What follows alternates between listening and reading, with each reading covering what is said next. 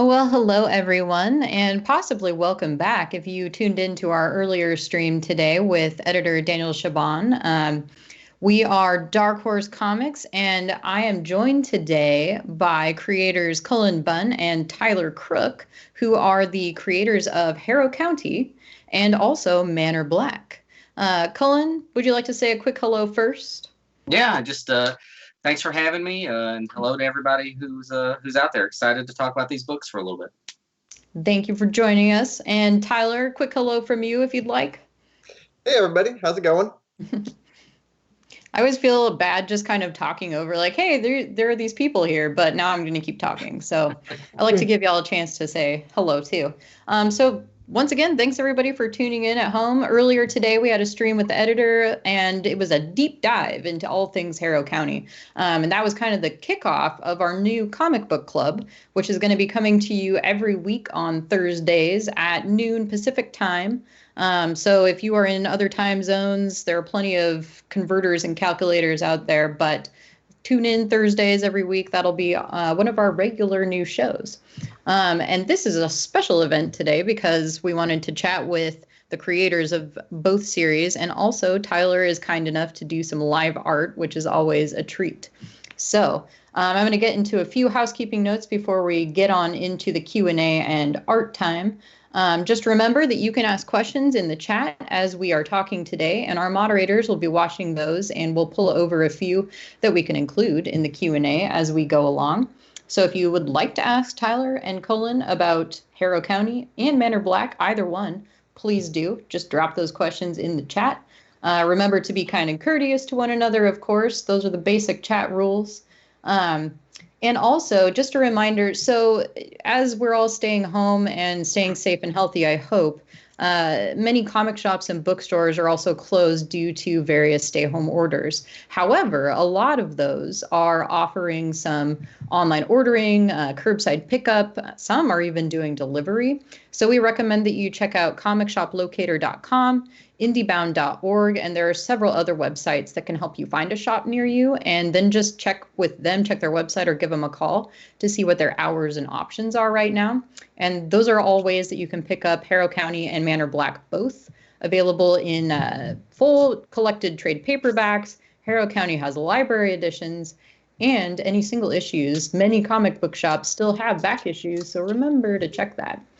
Tyler, first, do you have any local comic shops you'd like to call out that might be doing some services right now?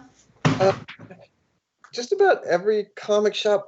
I actually don't have a local comic shop. I'm way in the middle of the boonies, so there's like the closest comic shops to me are about an hour away. But I'm doing that live stream where I interview comic shop owners, and then they raffle off a piece of original art. And the next shop that I'm talking to this Sunday will be I Want More Comics, and they're just outside Denver in Colorado. Perfect. So shout out to them. So do you have social media set up for that effort, right? Yeah. It's on Twitter. Twitter is really the only place I'm doing it right now, and it's the account is Drawn Shop. Drawn to the shop. So maybe our moderators can drop the link to that Twitter in the chat for you all. Yeah, that's a really cool charity program that you've been doing, Tyler. Cullen, did you want to shout out any shops that are local to you? Yeah, I mean, like Tyler, I think there's tons of shops, not just local shops, that are offering different services. Some are open in limited capacity and doing curbside and everything else. I also don't have a local shop. Unfortunately, my favorite local shop closed a little bit ago. But there are some stores nearby that I think of that here near me. And there's Distant Planet Comics in Columbia, Missouri. There's Phoenix Comics in the awesomely named town of Peculiar, Missouri. And there's Little Shop of Comics in Cuba, Missouri. So, and I know all of those shops have been big supporters. So they're nearby, if not local. Excellent. Little Shop of Comics is a great name. Yeah. I like all of those town names too. Yeah, Peculiar is my favorite town name. What a great name for a town. We have some good ones in Oregon too, like Boring and Drain. Drain, I like that. not much there. Maybe they have a comic shop though. I don't know. We'll have to check. Well, thank you again both for joining us, and yeah, especially since we're all in different time zones, as tends to happen with some of these streams. It's nice to bring everybody together. Do the two of you get to talk directly very much as you collaborate on books, or is it mostly email? Too much. We talk too much. Yeah, no, I think yeah, we do a lot of email communication, but we talk quite a bit, especially in early stages of the projects and like early stages of a different arc and things like that. We spend a little more time talking voice to voice. Yeah, like definitely closer to the end, there's a lot less communication. It's like I don't want anyone to talk to me while I'm trying to finish. I'm removing my cat from the screen here, but he may come back. He likes Tyler. I think he likes to join us when Tyler's here. All right, so now that he's out of my way, so Tyler, as we're chatting today, we were just talking about this. Do you mind maybe drawing the character Priscilla? Looks like you have already begun. I have already started. I can't actually like talk to people without drawing. So that's fair. At first, I was a little worried about doing these. I don't want to distract people too much from your art, but you're a pro. You can obviously handle it. So maybe, Cullen, can you tell us a little bit about the character of Priscilla, just to kind of get us started? Well, first of all, that's not Tyler drawing. This is finally the charade is over. That's me drawing. Those are my hands drawing that Tyler's just the front man for the art side of things. The truth comes out. Yeah, but no. So Priscilla showed up in relatively early on in Harrow County. And honestly, like a lot of elements of the story, I don't know that we intended for her to play such a big role initially. I think I kind of had she was going to show up as this haint that Emmy encounters and interacts with, but we just liked her so much in that little scene that she was in initially. We felt like we had to reincorporate her into the series. And she became, a much more important character in Harrow County and in the follow-up Tales of Harrow County. She's definitely one of my favorites. Yeah, it's really gratifying how many people like Priscilla, because when the readers like your fave, it always feels good. Is she your favorite? I think she's definitely up there. All right. I thought so, but I don't know if we'd ever talked about it. Like, I think of the haints, she's probably my fave, for sure. All right. Fair enough. She has the most personality, probably, of most of the haints.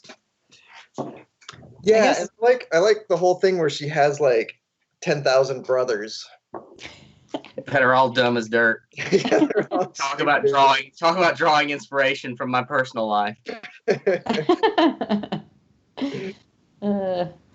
There's actually that's a great point. Cullen, can you also talk a little bit about the term haints and kind of where that came from and what that means to you? Yeah, so when I was, I grew up in an area not too dissimilar from Harrow County, really, and I always remembered my uncle Hugh McKay used to tell me stories about haints. And that was just his way of describing different ghosts and going into different ghost stories that we had in the area. And he was always telling, stories of these haints. And it just, that word just stuck with me. And it felt very appropriate for the world of Harrow County. It's an interesting word because I feel like it immediately sets the tone for the series when you say we're dealing with haints instead of ghosts or spirits. I think haints sums up the feel of Harrow County pretty well. I definitely agree. So Harrow County has such a distinct mood and setting to it that comes off right across the very beginning, I think. And in fact, it doesn't, shy away from horror right away. You're kind of pulled into that. Was that done deliberately? Did you think that was kind of a good way to introduce people to what the series would be about? Yeah, to some degree, I'll admit that initial scene from the very first Harrow County issue, where we see Hester being put to death, that was not originally that was not the first scene of the book. It was the book had a little bit of a slower buildup, and then we cut away to that scene, and it was Daniel, our editor, who suggested that we move that scene right to the front of the book. To show, to kind of really set that tone, and I think it was the right move for sure. But that was his suggestion to put that right away. I can't remember where it was. It's been so long since we originally did the issue, but it was later in the issue. So originally we were going to do those like 4 pages as like a promo thing. Oh yeah, that's right. And then once I finished the pages, Daniel was like, "Let's just put this in the issue." Well, good job, Dan. It definitely worked on me. I think I started reading Harrow actually probably right before I came to Dark Horse. So I was already a big fan of it before I came along. So everything came together. So can you give us a little backstory, both of you, as to how you became a team working on Harrow County? Well, Tyler and I had worked together a little bit. Tyler did several issues of another series I was working on called The Sixth Gun, and that was my introduction really to Tyler, to working with Tyler. And we did a short story. That short story in Creepy was before Harrow County, wasn't it, Tyler? Yeah, it feels like it's got to be. Yeah, I totally forgot about that actually. Right. So we worked on a few things beforehand. And then it was Tyler reached out to me to say that he'd been talking to Dark Horse about doing a book, and that maybe we should consider working on something together. And this was not the first. Harrow County was not the first thing we talked about. I mean, we kicked around several different ideas, I think, before we actually landed on doing this. I had. Years earlier, I had started a novel that kind of died on the vine. I just, for various reasons, I stopped working on it. And that novel was the basis that I sent that to Tyler when we were trying to come up with different ideas of what we could do together. I sent those chapters to Tyler and said, what about something like this? And then that became Harrow County. Yeah, and go ahead. Just moved to Oregon when that happened, and I was living out on the Oregon coast, and had moved there from Southern California, and this was like my first time sort of living in a place where there was forests instead of just sort of like desert and chaparral and stuff. And so when Cullen like told me about Harrow County, and he's like, all this stuff happens out in the woods, and I was just like, I'm doing it. I want to draw woods. I'm super into woods right now. I like that a lot. Was it always called Harrow County, or did it go through a few name changes?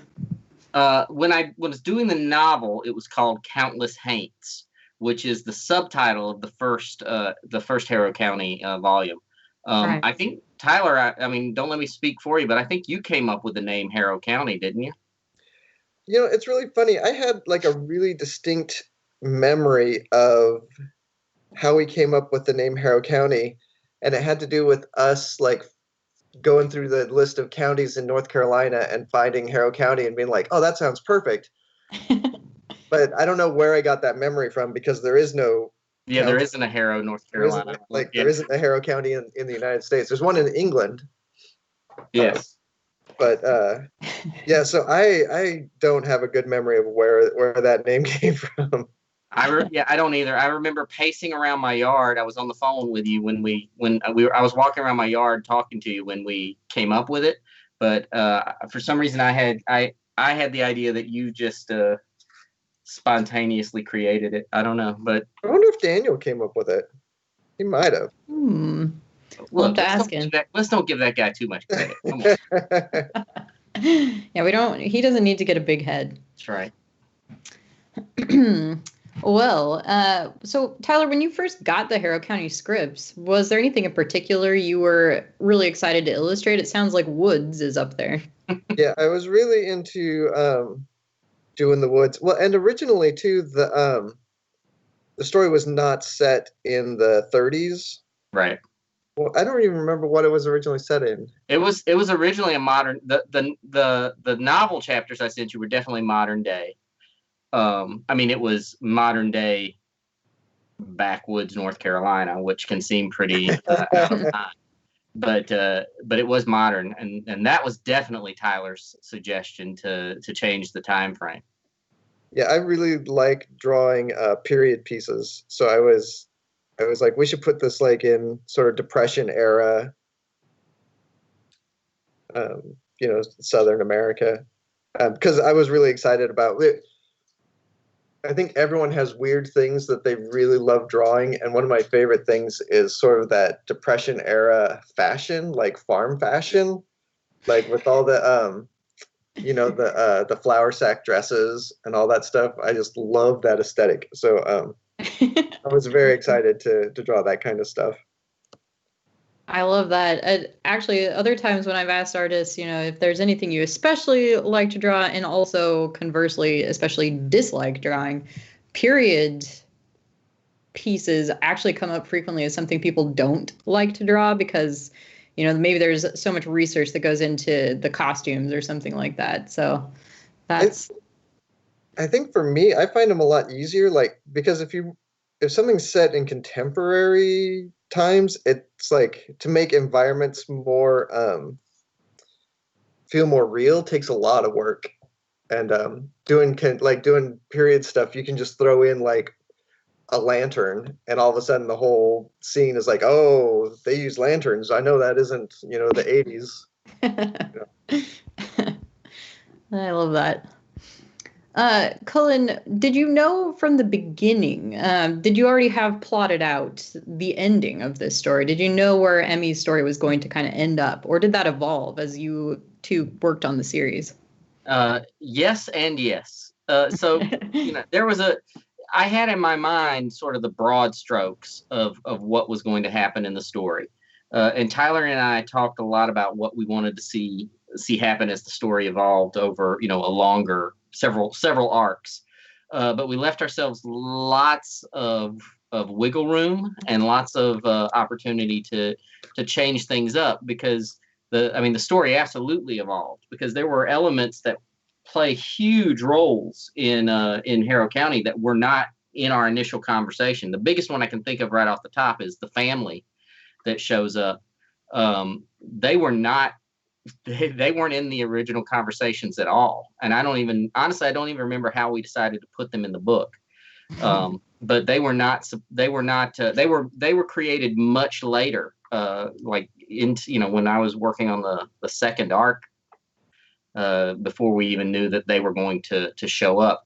And I think even then, Levi was supposed to be the first that we saw, and maybe the only one we saw. But then I think Tyler and I both got excited about this idea of this really weird supernatural family showing up. So that's the one I think of. We mentioned Priscilla. Obviously, she came out of nowhere and became a bigger part of the story.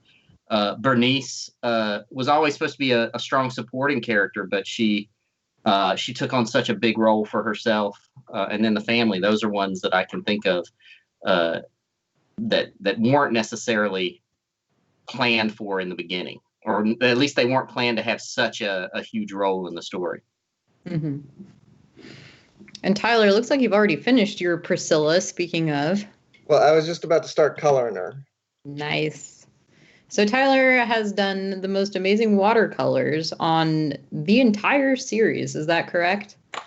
Yeah, the whole thing is watercolor. It's funny, like there's every once in a while someone will ask me like what program I use to get it to look like such good watercolor. But the program is called Real Life. Called Paint. So as we watched Tyler work his painting magic, were there any other characters that you especially liked to paint in this series?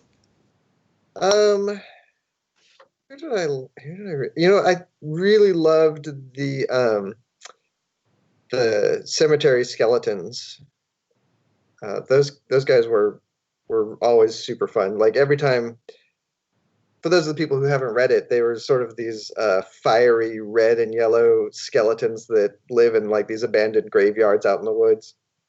And every time I drew those, like the pages just popped so easily because you would have a dark night scene and it's all spooky and like bluish grays and stuff, and all of a sudden these bright red and yellow skeletons pop up. And yeah, I like those guys a lot. They're scene savers.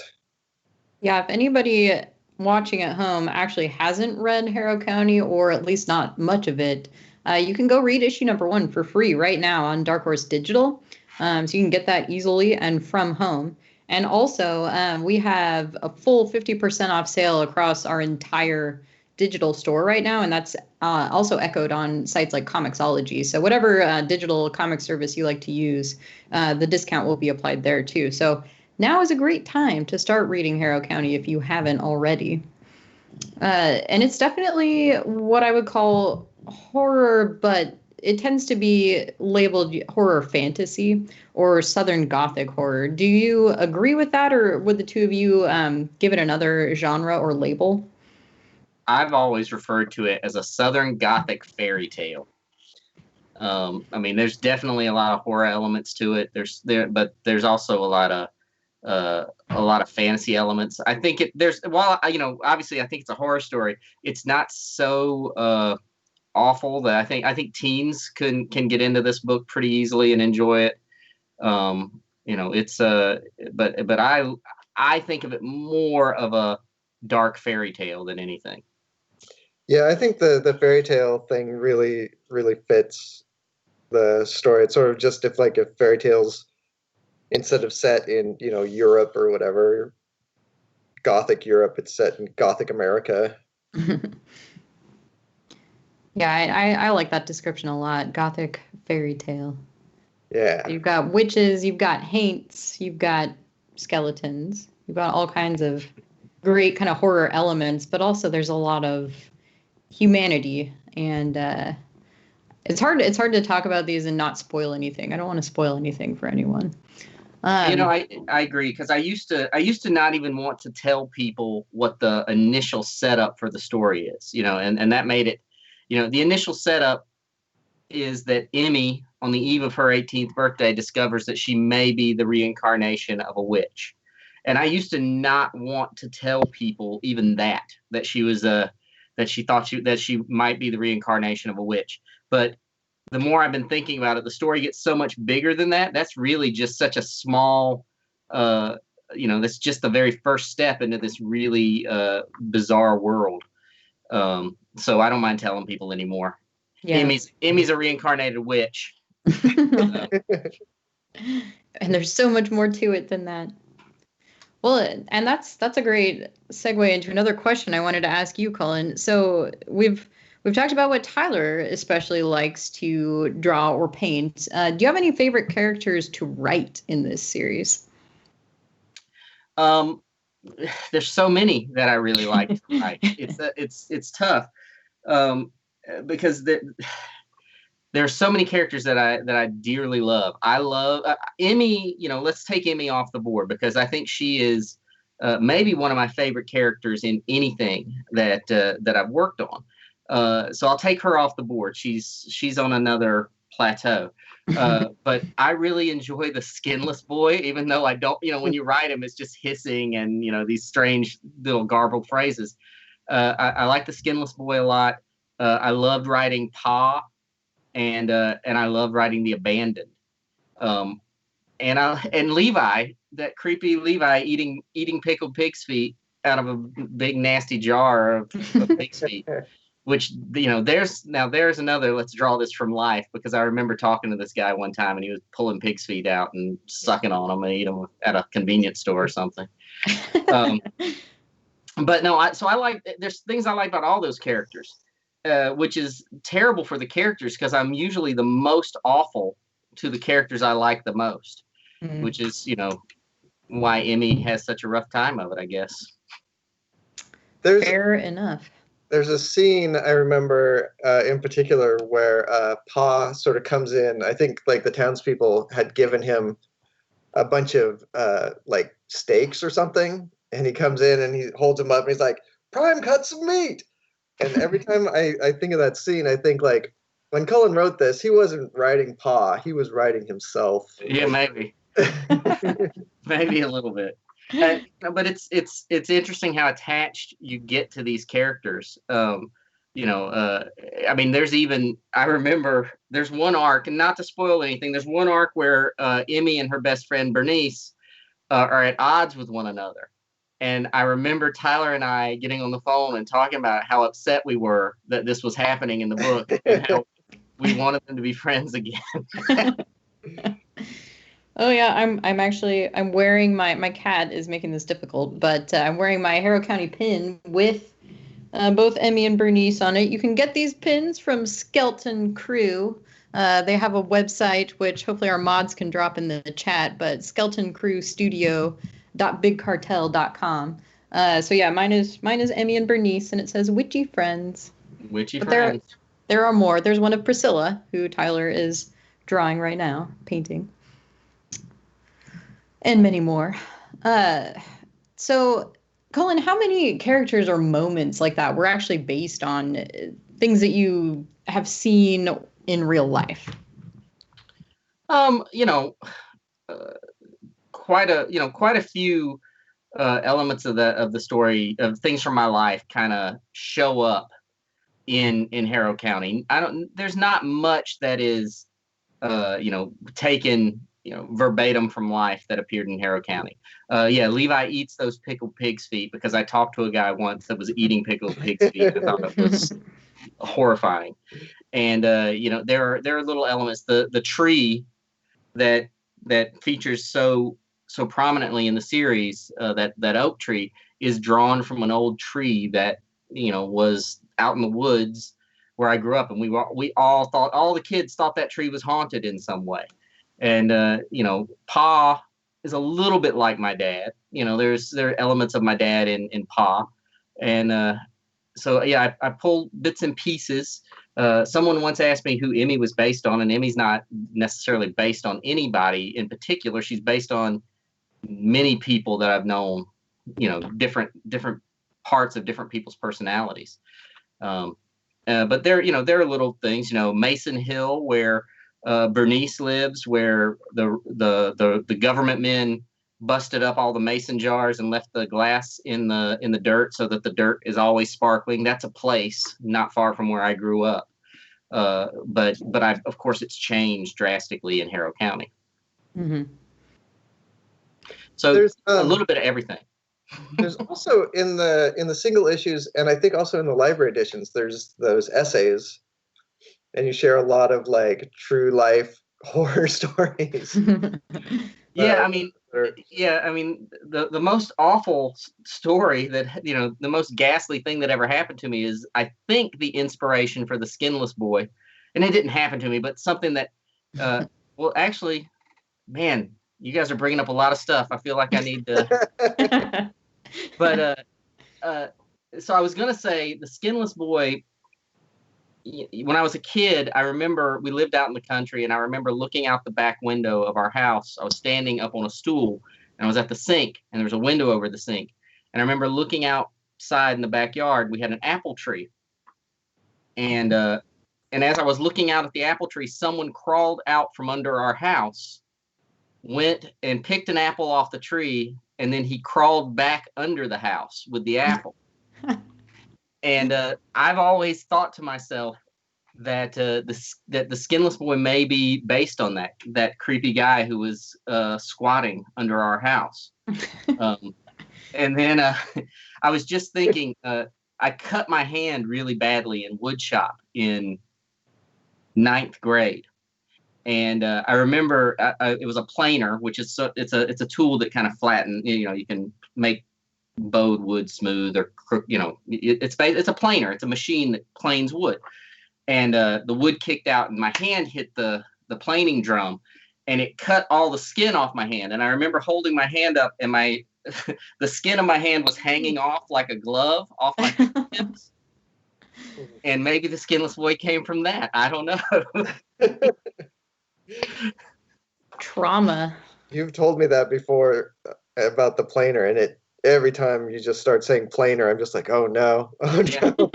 I'm still a little bit. I mean, I can use them, but I'm still a little bit terrified of power tools to this day. We had to cut cars out for my son's Pinewood Derby or whatever, and I remember having to use use like the jigsaw and stuff like that, and I had like vivid flashbacks to cutting my hand so badly. Yikes. Yeah, that would stick with you, I would think. So Tyler, another thing that really, I do want to talk more about those little essays and tidbits that are in the back of most issues. And then, I mean, so those who don't know, Harrow County went on for 32 single issues and many collected paperback volumes. And now we have library editions, which are beautiful, and collect all of those. And in the beginning of each issue, Tyler, you created these splash pages that are double page spreads, and in each one of them, you incorporate the title, Harrow County, somewhere hidden in that image. How did that come to be? Where did that come from?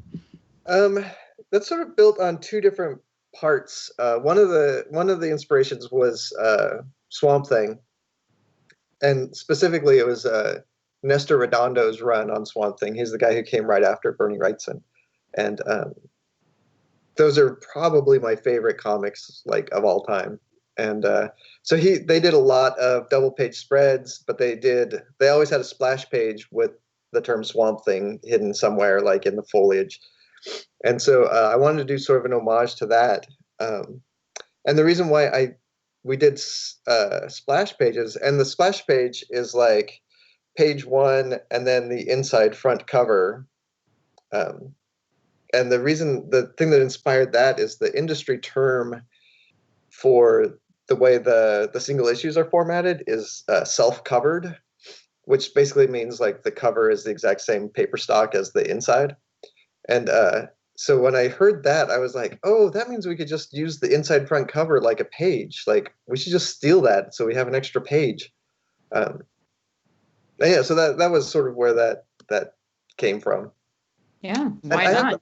I have a strong sort of belief that like when you have I love those splash pages, and it's such a bummer that they've sort of fallen out of fashion, because I love when you pick up a comic having that moment of like, here's this big splash of imagery to sort of like take a moment and forget about the world you're actually living in, and now you can enter the world of this comic book for a little while.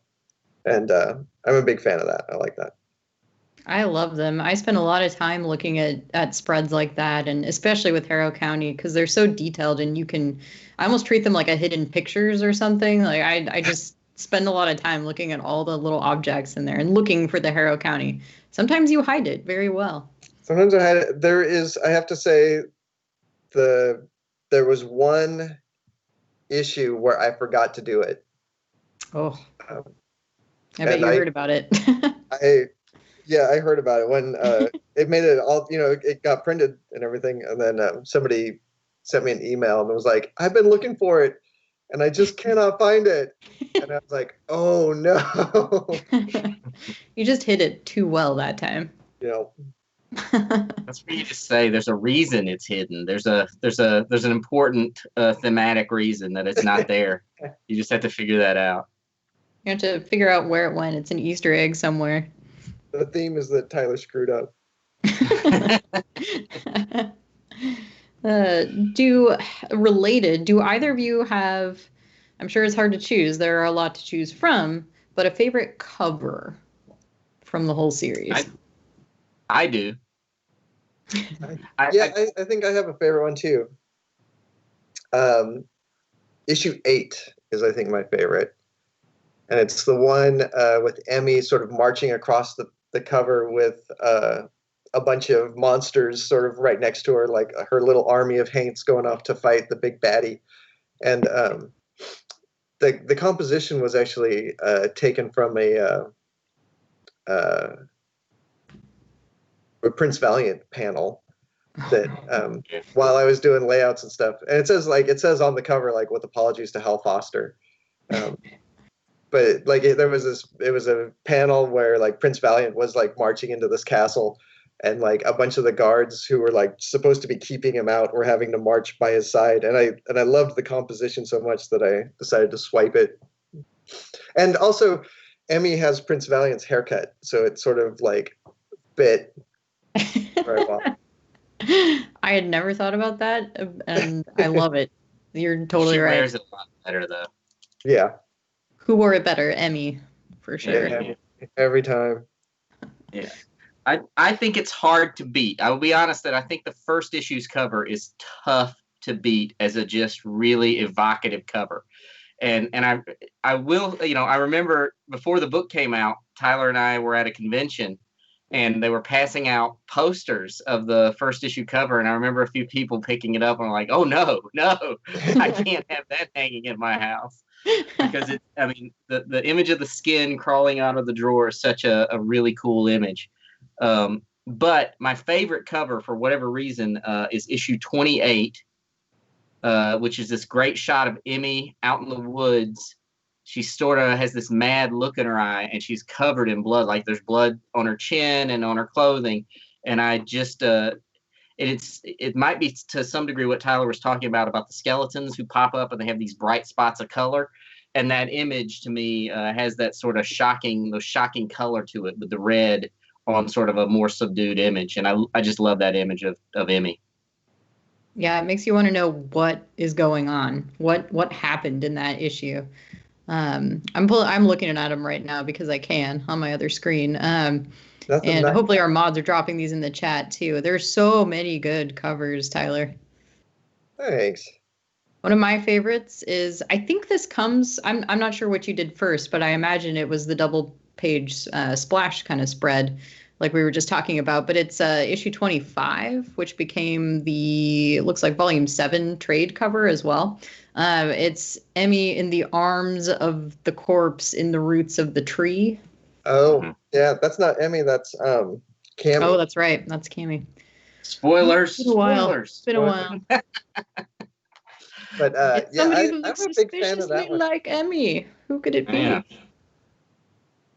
Yeah, I'm a big fan of that cover too, and the whole first sequence in that issue that takes place sort of underground. I'm a big fan of. I think that turned out well. I'm very proud of it. I love that one. I've probably made it, into a lot of things that Dark Horse has shared here and there because I like it so much. Nice. There's also a lot of eyeballs. The eyeball cover for issue 29 has been something we've used for a lot of promo materials. And then the eyes, there's remarkably hard for some reason. I don't even know why. I think I repainted that twice before I got to the third one that actually worked. I like to imagine just drafts of eyeballs lying around your studio. And Tyler, you also have created some music or a soundtrack for Harrow County. Is that right? That is correct. And it's available on just about every streaming platform. If you just go on Spotify or iTunes Music or anything and just look up the Harrow County soundtrack, you'll find it. I asked that disingenuously, like I don't know. We've totally added it to. We started a Dark Horse official Spotify as another thing we can kind of try to offer folks while we're all staying home.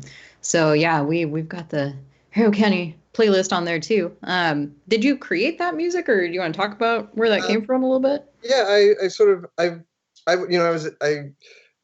I've been making music since I was maybe 17 or 18. I was in a band and stuff. And when I started working on Harrow County, I started just playing around with some ideas of making some spooky music. And then after a while, that started to be whenever I wasn't drawing Harrow County, I was having a really good time sort of writing spooky music that sort of thematically fit. So it's all instrumental kinds of soundtracky stuff. but I think it turned out pretty good. I'm pretty happy with it. It's Especially mood for music. like not being a professional musician or anything. A man of Yeah, many talents. I'd just like to say how awesome it is to work with people who are multi-talented. It just makes me so happy to be surrounded by people who are more talented than me. So thank you, Tyler, for reminding me of that. Days when I'm looking at Tyler's art and I'm just thinking, man, Tyler sure is talented. It would be nice to be talented. And then he calls, hey, guess what I did over the weekend? I created a soundtrack. What did Cullen, you do? You are so talented. You can do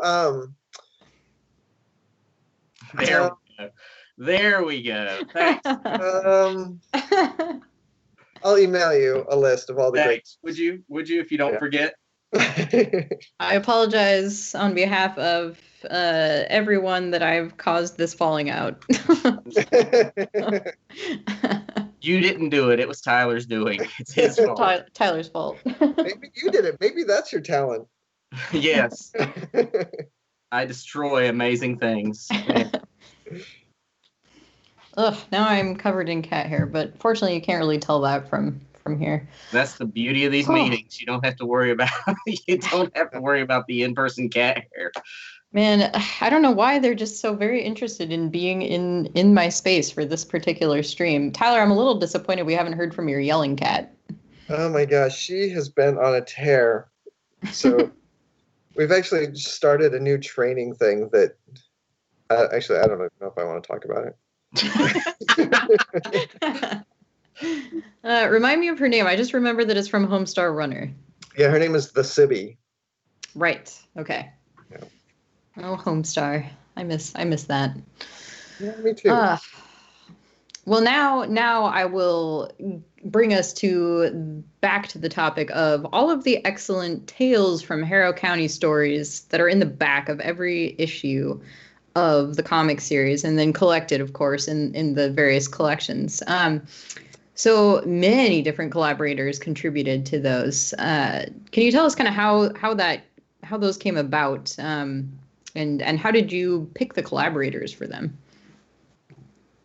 Well, I think that came about because we were this was one of the first creator-owned books that I had ever worked on, and I was terrified that nobody was going to buy it. So we're brainstorming of like extra stuff we can do to try to make it, an appealing, sell or whatever. And I love, books that do little like 1 or 2 page stories in the back. I just think that's always so much fun. So that's sort of where that came from. And Cullen wrote a bunch of them, and I wrote a bunch of them, and we sort of just asked like all of our friends and all, just tried to find people we knew and liked and wanted to work with. And when in Tom Sawyer, when he's painting the fence, or he has to paint the fence, and he tells everybody, oh, it's so much fun to paint a fence, and then everybody else wants to paint the fence.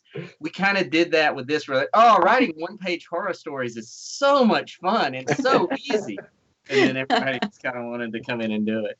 Because a 1-page story is, they're fun. It is fun, but they are challenges to tell a story that works in that format.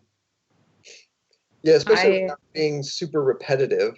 You'll notice like when you read them, and I don't think that they're in the trade paperbacks. I think they're only in the library editions. Yeah.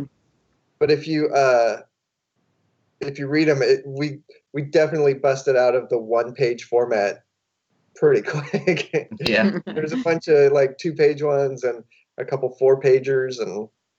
Mm-hmm. Yeah, I think kind of like you were saying, Taylor, with there being an issue where there isn't a beginning splash page. I think there was one issue where the tail story didn't end up getting fit in or something like that. So I remember Daniel asking us to feature it online. Yeah. So at least one is I'm sure that it's in the library edition now. There's a thematic reason that 1-page story was left out of that This issue. is all planned. That and the missing splash page are in a secret volume somewhere. Right. I can't tell you any more than that. Well, so those Tales from Harrow County bring me to the mini series Tales from Harrow County.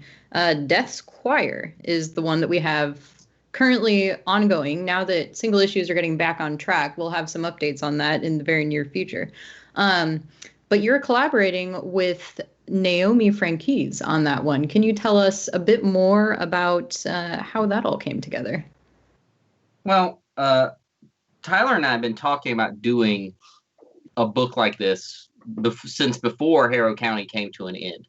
We had different visions at times of what that book would be, and different at different times it's been different things. One time it was going to be much more like an anthology type book. There was going to be a time where it's featured different characters. But at some point we discussed that it might be the right move, since, people have been, jonesing for their Harrow County fix, to really feature Bernice a little more prominently in the story.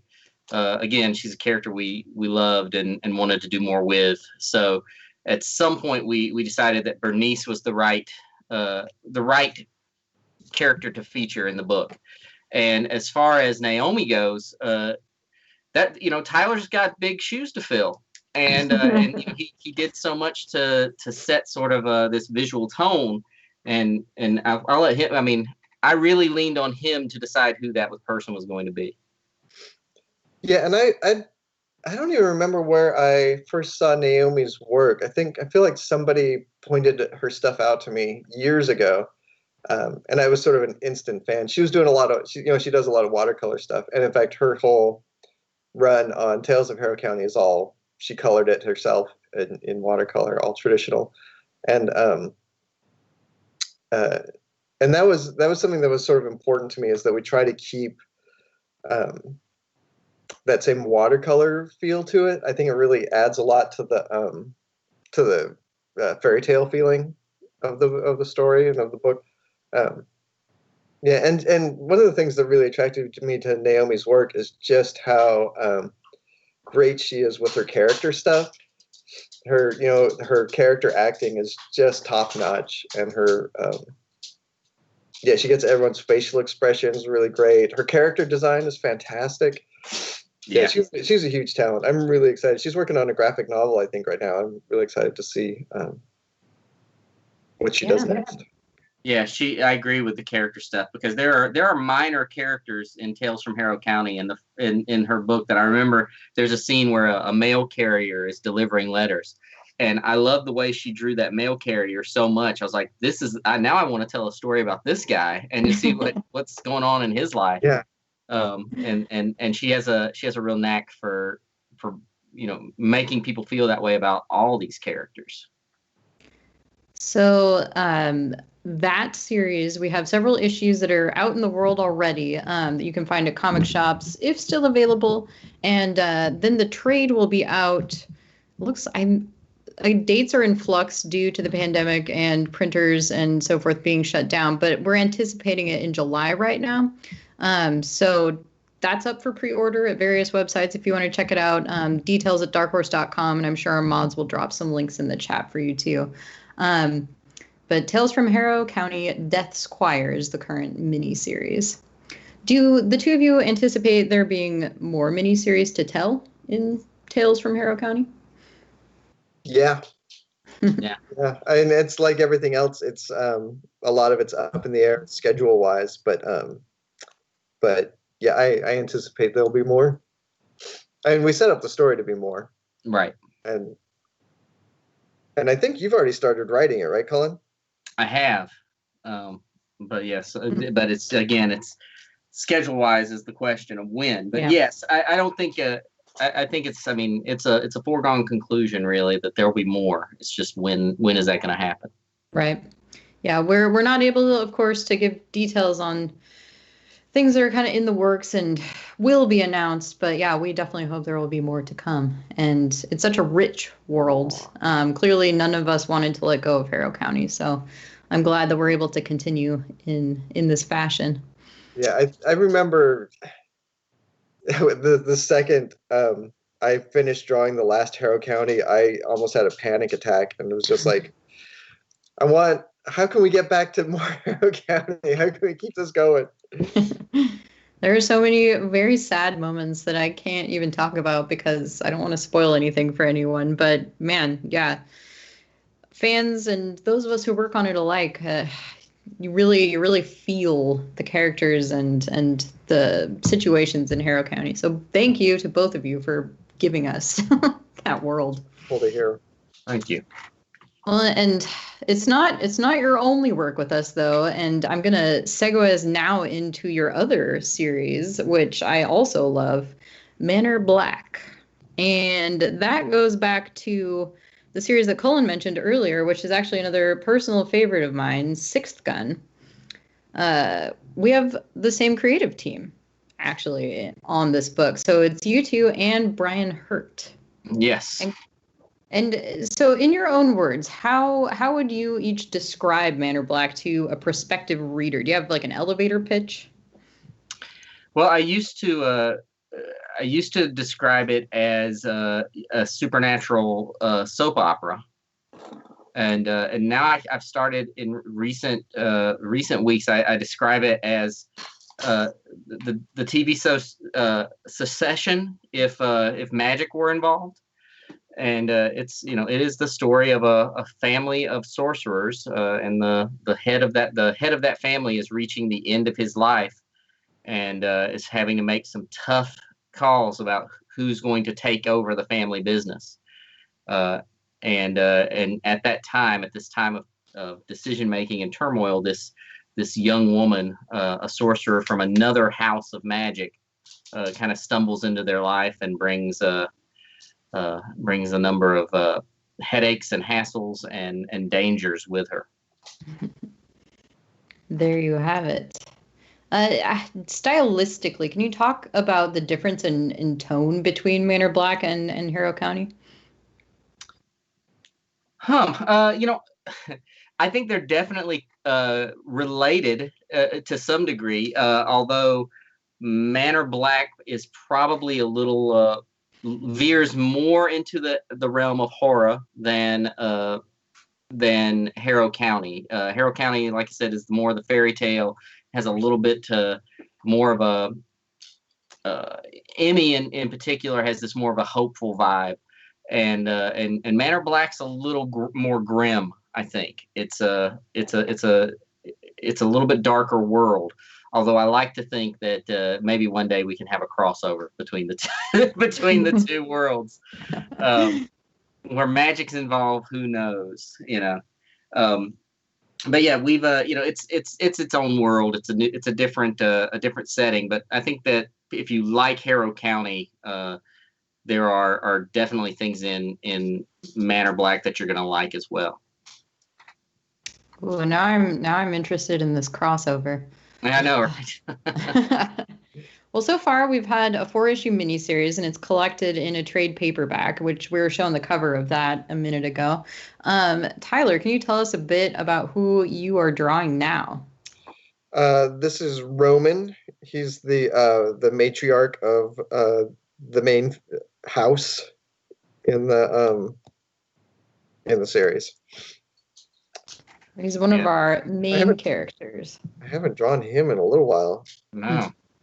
Yeah. So Roman is the head of his family, family of blood magicians.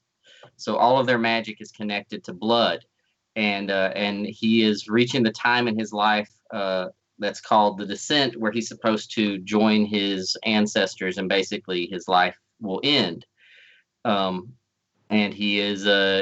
he's having a difficult time determining. He has 3 children, and some of them don't want the responsibility, and some of them he's not ready to give them that responsibility. And some of them very desperately want that responsibility, but he's not willing to hand it over just yet. And so, since the 3 of you had worked together previously on Sixth Gun, was this kind of a chance to kind of bring the team back together, or how did you all end up working together again on this story? Well, That's a lot of yeah, it, I think. what was that? I was just say that's a lot of it. Like I think the three of us enjoyed working together, Yeah. doing the six gun stuff. Um, Yeah, Manor Black's actually an idea that Brian and I have kicked around for years before it actually became a comic, and one of the reasons was, uh, you know, Brian isn't going to just let anybody draw the book. He is very particular about who he works with, and when he learned that Tyler and I were talking about doing something else together at post Harrow County. He immediately said, "What about Manor Black?" Because that's one that he knew, Tyler was the right artist for to launch that. And Tyler, is all of Manor Black illustrated in a similar way to Harrow County? Is it watercolor again? yeah, it's basically the same techniques. Although I feel like it has a definitely a different feel to it. But a huge amount of that is just the storytelling rather than necessarily the art style per se. Mm-hmm. It has a very distinct color scheme, lots of red and black. Is that a deliberate choice, or are you using color to kind of give different moods throughout? A little bit of that. I was trying with Manor Black to sort of limit my palette a little bit more than I usually did. So each scene has sort of its own individual palette, and you can sort of see like the colors I think tend to feel a little more intense because they're so limited. And like there's a focus on one color over another in each scene. Yeah, and then the focus on the reds typically came from whenever like the people in the family are sort of talking about their like family stuff. I try to keep the blood colors sort of front and center for them. If that makes sense. I feel like I'm babbling a little bit. No, no. I mean, especially if you pick it up, I think what you're saying is very clear. There's a lot of blood. It's a theme. It has a distinct color. And so, since we've been talking about Harrow County so much too, if there were, say, an eventual crossover, do you see the two casts kind of teaming up, or do you see them opposing one another? Oh, that's interesting. Like who's tougher? Who would win the battle? Who wins? Emmy or Roman? Yeah, I don't know if this is a versus scenario. I mean, it's interesting, and it would depend on so many things because Emmy, at certain points, is one, magic in Harrow County works very differently than magic in Manor Black. But I still think it could be fun to explore those differences in some ways. I don't know who would team up. There might be some interesting combinations there. I'm trying to picture the art too, like which direction you might take it in, Tyler. Maybe more like Harrow or more like Manor Black. Oh, it's interesting. Yeah, that would be interesting to see. Like I feel like the last 6 or 7 months I've been working on a Black Hammer book, which I was on for a stream a while ago, and I feel like my approach to pages has changed noticeably. So it'd be hard to go back to doing books exactly the way I was doing in Harrow County. Actually, I think it's changed for hopefully. I was just going to say, this character has a very fine, robust beard. Colonel Weird, the character that you're illustrating for Black Hammer, also has a beard, but they are very distinct, very different characters. Yeah, it was sort of tempting when I first started on the Colonel Weird stuff. It was pretty tempting to draw a Roman beard on him because that's who I was used to drawing a beard. I think I fought the urge pretty good. The beards definitely suit the characters, I think. This one is far, far too full and robust for our bedraggled Colonel Weird. Bedraggled and bewildered. Well, are there any? So I love Men Are Black as well. Clearly, you all work on things that are right up my, I don't know, weird horror loving alley. And on that note, I wonder if you have any other books that you're reading that kind of inspired all of these, or that maybe you would recommend for folks. So kind of if you like Harrow County, or if you like Men Are Black, then try this. Any recommendations? I just finished the that H.P. Lovecraft book, that Dark Horse, the manga. Yeah. I can't remember the we have At the Mountains of Madness. Yeah. And that has 2 volumes. And I thought that was beautiful. That just if you like horror in general, I think you'll enjoy that. And I'm not even like the biggest H.P. Lovecraft fan, but I thought that series was great. It has beautiful illustrations. Yeah, I have it around here. I have it over on a shelf somewhere, and I haven't cracked that one open yet. So it's very different. It's a much more like realistic style than a lot of other manga. We just had Zach Davison, the translator, on a stream recently to talk about it. We also have a volume of his short stories adapted by the same manga artist, Gotanabe. So that one is The Hound and Other Stories. Yeah. Oh, okay. So if you like shorts. The Mountains of Madness, he does this thing that is so great where he, they'll be talking about like these terrifying things that they're looking at in the darkness. And then there's a full page splash of the thing that they're looking at. And you can't really make out what they're looking at. And it's somehow so scary. It's actually very disturbing to not be able to see what they're talking about. Yeah, so I do have a recommendation. It's not a comic. I know, blasphemy.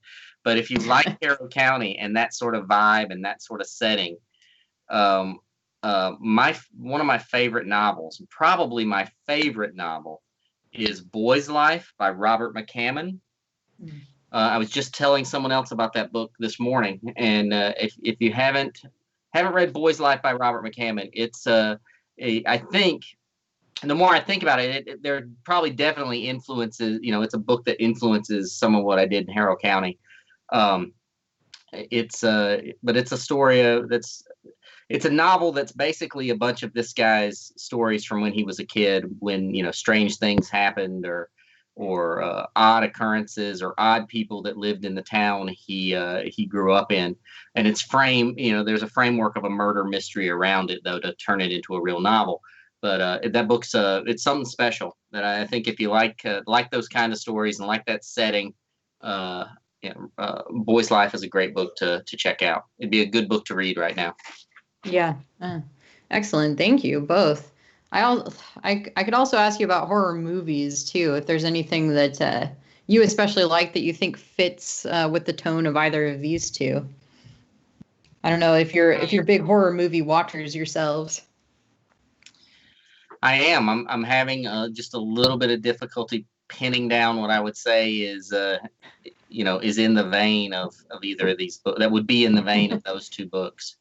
Or just something you personally like, I think. Yeah. I'm trying to think of the last horror movie I watched, and it is not a movie that fits into the vein of Harrow County or Man Are Black at all. I just watched VFW, which was one of Fangoria's movies, where it's about a bunch of old dudes getting trapped in a VFW hall by drug addicts. And it was such a great movie at the moment that I watched it. I like stories about heroic old guys, I guess. Love it. Tyler, are you much of a horror movie fan or no? It depends on. Oh, there she is. Can you hear her? I hear her. I did. Yeah. I think my favorite work of horror of all time is Twin Peaks. And probably a lot of people don't think of that as a horror thing, but that's like my favorite horror of all time. I love Twin Peaks. It's definitely got some horror. For sure. Yeah. Yeah, and that's I hadn't thought about that, but Manor Black and the Black Lodge in Twin Peaks. Like, I can see a little similarity there, like tonally. Even with Harrow County, I think there's a little bit of the woods, the dark mystery of the woods that is sort of similar. Yeah, the owls are not I was what thinking they seem. with Manor Black, I think of Dark Shadows a lot because of the soap opera aspect of it. I also think of a show that no one really remembers anymore from the 90s called American Gothic, which was sort of this, Georgia or South Carolina town, where the sheriff may or may not be the devil. And it only ran for a season or two, but it's super weird and has a lot of creepy supernatural elements to it that are a lot of fun. I'm writing it down because now I want to watch it. Yeah. Yeah, I really liked the Preacher TV show too. Oh yeah. I thought that had a lot of fun horror elements to it. I only watched a bit of that, and I do love The Preacher, so I should try that again. It's kind of like I'm feeling very inundated right now. There's too many streaming services. I was gonna say, there's so many things you can watch. So yeah, so too much, too many things to watch, too many things to read. I don't want to talk about my to be read pile. It's not getting any smaller, quarantine or no. Right. Well, I don't want to keep everybody for too long, but thank you so much to both of you, Cullen and Tyler, for joining us today to talk about all things Harrow County and Manor Black. I was glad to be here. Thank you. Yeah.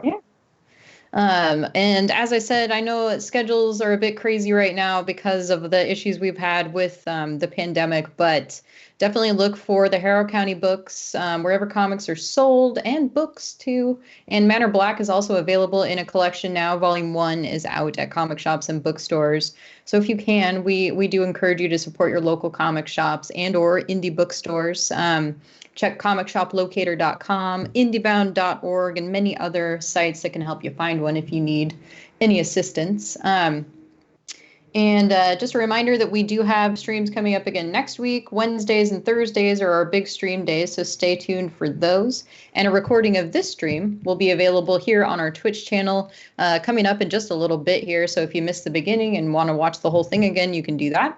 And we'll let you know when it goes up on YouTube and other websites as well. So thank you to everybody who's been tuning in and following along with us today. We got somebody in the chat who remembers American Gothic. So there we go. So yeah, I'm looking that up personally after this. But I can't recommend these series highly enough. If you love horror, but they're both so much more than horror, Harrow County and Manor Black both, please go check them out if you haven't already. And thank you again, Cullen and Tyler both. Thank you. Yeah. Glad to be. Hopefully. Oh, thank you, Tyler, too. Actually, that reminds me, please, if you can, share your art on your social media after this. Yeah, as soon as the stuff dries, I'll give it a good scan and post it. Which I know my usual kind of ending for these is to talk about upcoming projects. But again, with dates up in the air, it's a little bit hectic right now. But if you could tell people where they can find you on social media, that would be a great thing for us to drop in the chat too. Oh, geez, I can never remember. I always forget. Well, you can find me. Twitter is easy for me. It's just my name, Cullen Bunn, and my website is cullenbunn.com. Yeah, my website is mrcrook.com, and on Instagram I'm Mr. Tyler Crook, Mister, and on Twitter I'm Mr. Tyler Crook, Mr. Tyler Crook. Shorter. Probably the full Mr. was too long for Twitter or something like that. Yeah, I can't remember. There might have already been a Mr. Tyler Crook with the short MR one. I don't know. How dare they? I know. I'm the one. All right. Well, thank you again, both. And with that, we will say our farewells to everybody watching at home. Thank you, and have a good rest of your day. Bye, everybody. Take care.